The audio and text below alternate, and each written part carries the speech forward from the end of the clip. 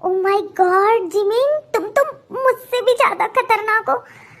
तुमने क्या शुगा को सीधा बेहोशी कर डाला? खैर छोड़ो, ये सब जो हो गया सो हो गया।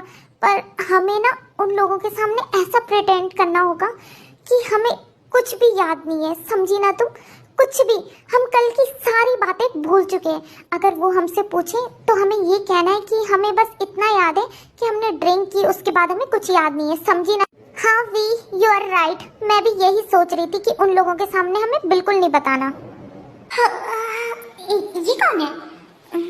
मैं तो कल अकेले सोई थी ना, तो ये कौन है? No no no no no no no no no no no no no no, ये नहीं हो सकता, ये नहीं हो सकता, नो। हाँ, हाय। हाँ, तुम कौन हो? मेरे साथ क्या कर रही हो?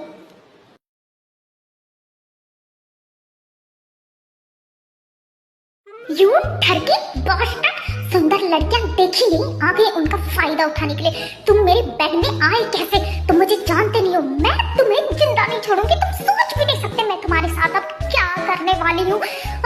मैं क्या करूँ? कमीने ठरकी कहीं की लड़कियां देखी नहीं, आ गई मुंह मारने के लिए। तुम कल रात मेरे रूम में आए कहाँ से?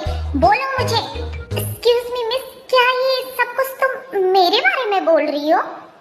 यहाँ पर तुम्हें अपने अलावा कोई और दिखाई देता है क्या?